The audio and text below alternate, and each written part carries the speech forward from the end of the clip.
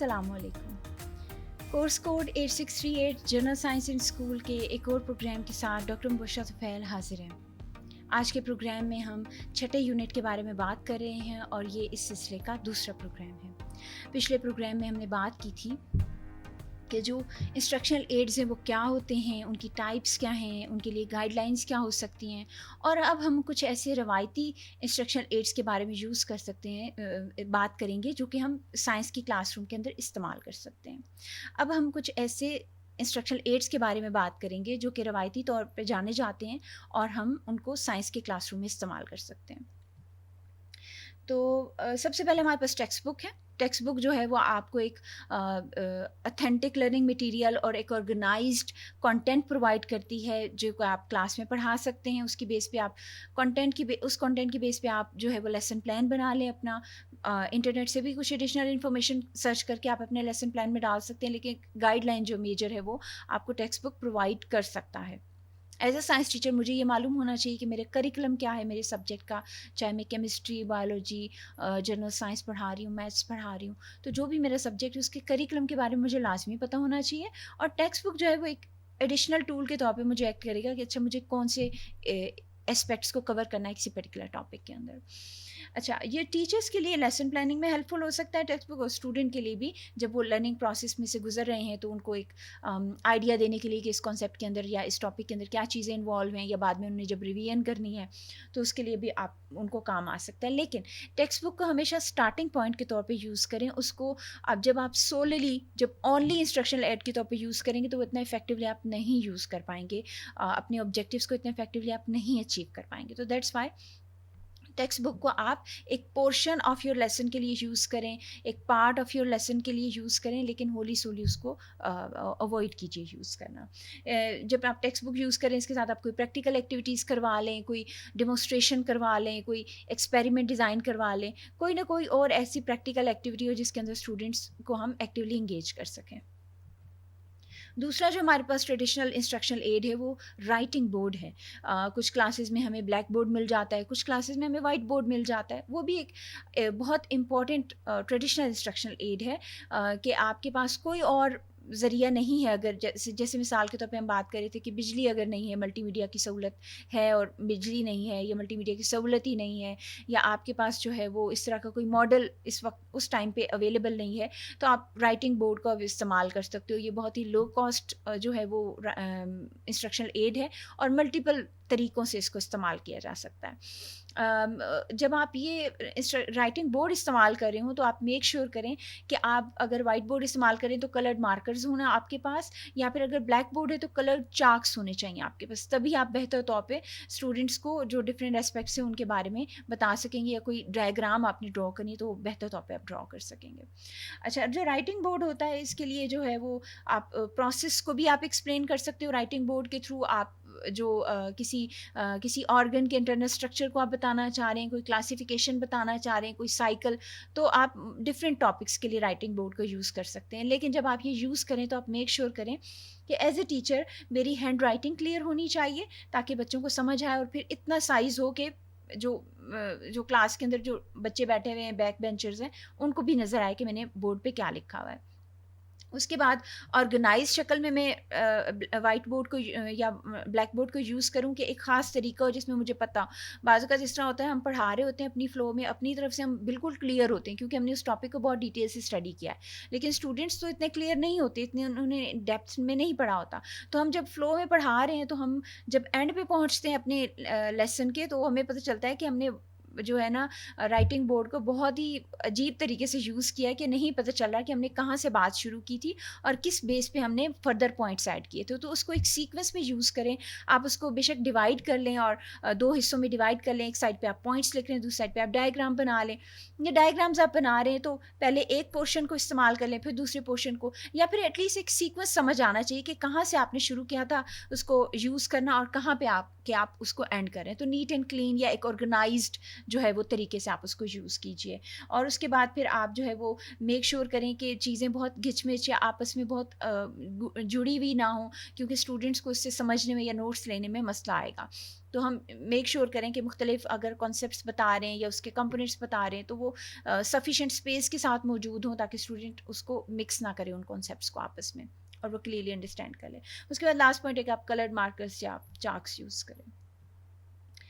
اس کے بعد charts and posters ہیں. چارٹس اینڈ پوسٹر بھی ایک لو کاسٹ اور ٹریڈیشنل انسٹرکشنل ایڈ ہے, جو کہ آپ بہت ڈفرینٹ طرح کے ٹاپکس کے لیے ملٹیپل طریقوں سے آپ استعمال کر سکتے ہیں. آپ انٹرنل اسٹرکچر کو بتانے کے لیے بھی, پروسیس کو بتانے کے لیے آپ استعمال کر سکتے ہیں. تو چارٹ سے بھی ویژولاائزیشن ہو جاتی ہے اس کانسیپٹ کی, اس سائیکل کی, اس پروسیس کی جو آ کے آپ بتانا چاہ رہے ہیں. تو اس کو جب آپ یوز کریں تو میک شیور کریں کہ کلرفل ہو, اس کا سائز اتنا ہو کہ جو بیک بینچرز ہیں یا اسٹوڈنٹس جو ڈفرینٹ جگہوں پہ کلاس میں بیٹھے ہوئے ہیں ان کو نظر آئے. اچھا, اس کے اندر پھر آپ میک شیور کریں کہ ویژولی جیسے گرافک آرگنائزر یا ڈائیگرام کی مدد سے چیزیں کلیئر ہوں, بہت زیادہ ٹیکسٹ نہ ہو اس کے اوپر. اور میک شیور کریں کہ کلرز جو ہیں وہ ایسے کنٹراسٹنگ کلر آپ یوز کریں کہ آپ جب ریفر کریں تو ان کو سمجھ آئے. مثال کے طور پہ اگر آپ لائٹ اورنج اور لائٹ پنک جو ہے وہ کلر استعمال کریں گے تو اسٹوڈنٹس کو مسئلہ ہوگا, ہر اسٹوڈنٹ جو ہے وہ اس کلر کو نہیں پہچان پائے گا. تو میک شیور کریں کہ ہم اس طرح کے شیڈز استعمال کریں چارٹ کے اندر کہ وہ ایک دوسرے سے فرق نظر آئیں اس ڈائیگرام کے یا اس پروسیس کے ڈفرینٹ حصے. اس کے بعد ماڈلس کی ہم بات کرتے ہیں, تو آپ ماڈلس کو ایک اچھا طریقہ ہو سکتا ہے 3 ڈائمینشنل وے سے آپ ایک پروسیس کو یا ایک کانسیپٹ کو آپ ایکسپلین کر سکتے ہیں. اس سے آپ جتنے بھی ایبسٹریکٹ کانسیپٹ ہوتے ہیں ان کو ٹینجیبل بنا سکتے ہیں. اور جیسے مثال کے طور پر سولر سسٹم ہو سکتا ہے, ہیومن ڈائجسٹو سسٹم ہو سکتا ہے. اس کے علاوہ جو ہے آپ کے پاس فوڈ چینز ہو سکتی ہیں, تو ان کو آپ بتانا چاہ رہے ہیں. تو پولوشن کے ڈفرینٹ کازز ہیں, آپ ان کو ماڈل کے ذریعے بتانا چاہ رہے ہیں. تو وہ یہ سب ڈفرینٹ طرح کے ٹاپکس کے لیے آپ یوز کر سکتے ہیں. یہ کلرفل بھی ہوتے ہیں اور 3 ڈائمینشنل تو زیادہ بہتر طور پہ ایکسپلین کر سکتے ہیں ایز کمپیئر ٹو چارٹس. لیکن اگین ڈپینڈ کرتا ہے کہ اس وقت آپ کے ریسورسز کیا ہیں, ٹاپک کی نیچر کیا ہے, آپ کے لرننگ آبجیکٹیوز کیا ہیں, تو کب آپ ماڈل یا چارٹس یوز کریں گے. یہ ڈیسیژن ایز اے ٹیچر میں نے اپنے آبجیکٹیوز کو دیکھ کے ڈیسائڈ کرنا ہوتا ہے. اس کے بعد ہمارے پاس آبجیکٹس ہیں, ریئل آبجیکٹس جن کو ریالیا بھی کہتے ہیں, اور اسپیسیمنس ہیں. تو یہ بھی مختلف طرح کے جو سائنس کے ٹاپکس ہیں ہمیں ان میں ہیلپ کر سکتے ہیں ان کو بہتر طور پہ ایکسپلین کرنے میں. جیسے اس جو ریالیا ہوتے ہیں اس کی مدد, اس کا فائدہ یہ ہوتا ہے, یا اسپیسیمنس کا فائدہ ہے کہ اسٹوڈنٹ ان کو کنکریٹ وے میں ان کانسیپٹس کو آبزرو کر سکے. جیسے مثال کے طور پہ ڈفرینٹ ٹائپ سوائل ہے, یا آپ کے پاس جو ہے راکس کی ڈفرینٹ ٹائپس ہیں, آپ نے وہ کرانی ہے, تو وہ آپ جب لے کے آئیں گے تو اسٹوڈنٹس کو ٹچ کریں گے, فیل کریں گے کہ اوکے یہ کانسیپٹ ایکچولی ایگزسٹ اس طریقے سے کرتا ہے, تو وہ بہتر طور پہ اس کو سمجھ پائیں گے اس کانسیپٹس کو. تو اس میں لیوس, اگر آپ لیو کا اسٹرکچر کرا رہے ہیں آپ لیو لے کے آ سکتے ہیں. فلاور کا اسٹرکچر آپ کرا رہے ہیں, flowers, magnet, soil samples, insects, feathers, shells. تو یہ کچھ ایگزامپلز ہیں جو کہ ریالیا کے اندر شامل ہیں. اس کے علاوہ بھی آپ اپنے آس پاس اپنی کمیونٹی میں دیکھیں کہ آپ اور کون سے ریئل آبجیکٹس ہیں جن کو, یا اسپیسیمنز ہیں جن کو آپ ارینج کر سکتے ہیں, تو وہ بھی آپ اپنی کلاس میں ٹاپک کے حساب سے لے کے آ سکتے ہیں. اس کے بعد آپ کے پاس گرافس, میپس اور ڈائیگرامس ہیں. جو گرافس اور میپس اور ڈائیگرامس ہوتی ہیں یہ آپ کو پیٹرن سمجھنے میں, ریلیشن شپ ڈفرینٹ ویریبلز یا کانسیپٹس کے درمیان سمجھنے میں, اس کے لیے آپ کو ہیلپ کرتے ہیں. جیسے مثال کے طور پہ آپ نے لیب ورک کے اندر کوئی ایکسپیریمنٹ کرنا ہے تو آپ ٹیبل کے اندر اس کی ریڈنگز لکھتے ہیں, یا گراف ڈرا کر کے آپ بتاتے ہیں کہ کیا پیٹرن چل رہا ہے, کیا تبدیلیاں آئی ہیں سولوشن کی نیچر میں, یا کیمیکل ریئیکشن کے جو ہے وہ کس اسٹیج پہ کیا تھا, یا کنسنٹریشن آف ڈفرینٹ سولوشنز, اور مطلب آپ کمپیریزن کے لیے یا گروتھ پیٹرن کو یا ڈفرینٹ پیٹرنس کو آبزرو کرنے کے لیے یوز کر سکتے ہیں. اس کے بعد جو آپ کے پاس جیسے مثال کے طور پہ ویدر میپس ہو سکتے ہیں, فوڈ ویبز ہو سکتے ہیں, الیکٹریکل سرکٹ ڈائیگرامز ہو سکتی ہیں, لائف سائیکل ڈائیگرامز ہو سکتی ہیں. تو اس کی مدد سے آپ ایک کمپلیکس پروسیس کو ایزیلی ایکسپلین کر سکتے ہیں. اور جیسے میں نے فزکس کے یا کیمسٹری کے یا بایولوجی کے مختلف ایکسپیریمنٹ جن میں آپ کو ٹیبلز کی شکل میں اپنی ریڈنگس کو ڈسپلے کرنا ہوتا ہے ایکسپیریمنٹ کنڈکٹ کرنے کے بعد, وہاں پہ بھی آپ کو یہ ہیلپ کر سکتے ہیں. اس کے بعد جو ہمارے پاس ہیں field visits and educational trips, اور وہ بھی ایک بہت اچھا انسٹرکشنل ایڈ ہو سکتا ہے آپ کے جو آپ پڑھا رہے ہیں ٹاپک اس کے اندر.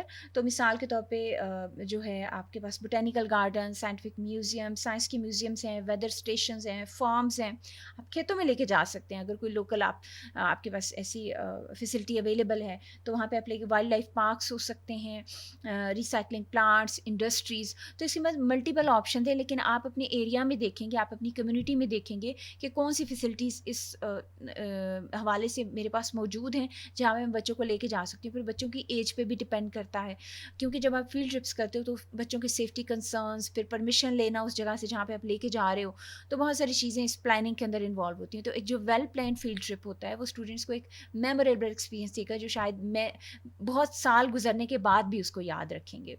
تو دیٹس ہاؤ آپ کلاس روم کو, ریئل لائف لرننگ کو آپس میں کنیکٹ کر سکتے ہیں. تو ناظرین, اب میرے پاس آپ کے لیے ایک ایکٹیویٹی ہے کہ آپ جنرل سائنس کا ایک ٹاپک سلیکٹ کیجیے اور اس میں بتائیے کہ آپ ٹریڈیشنل ایڈس میں سے اس ٹاپک کے لیے کون سے آپشنز آپ کے پاس موجود ہیں, آپ کس آپشن کو کی طرف جانا پسند کریں گے, یا کمبینیشن آف ان ٹریڈیشنل انسٹرکشنل ایڈس کو یوز کریں گے اور کیوں یوز کریں گے. تو ریزن بہت امپورٹنٹ ہے, آپ نے وہ لازمی لکھنی ہے. تو ناظرین, آج کے پروگرام کے اندر ہم بات کر رہے تھے کہ جو ٹریڈیشنل انسٹرکشنل ایڈز ہیں وہ کون کون سی طرح کے ہیں, اور جب ہم ان کو یوز کریں تو ہم کن اہم باتوں کو مد نظر رکھیں. تو ناظرین, جو انسٹرکشنل ایڈ ہے وہ ایز اے ٹول استعمال کیا جاتا ہے. اس کے ڈفرینٹ پرپزز ہیں, ڈفرینٹ فائدے ہیں اس کے, اور اس کی اپنی احتیاطی تدابیر ہیں یا ہدایات ہیں جن کو ہمیں فالو کرنا ضروری ہے. جو کسی بھی انسٹرکشنل ایڈ کی جو افیکٹونیس ہے وہ اس بات پہ ڈپینڈ کرتی ہے کہ اس آبجیکٹیو کے ساتھ وہ کتنا اچھا لنک ہے, اور ایز اے ٹیچر میں کتنا اچھا اس کو یوٹیلائز کر سکتی ہوں کلاس روم کے اندر. تو جب جتنا اچھا میں یوٹیلائز کروں گی اپنی کلاس میں, اتنا بہتر طور پہ اسٹوڈنٹس کو وہ انگیج کرے گا, ان کی لرننگ میں ہیلپ فل ہوگا. اس کے ساتھ ہی مجھے اجازت دیجیے. آپ کی وقت و توجہ کا بہت شکریہ.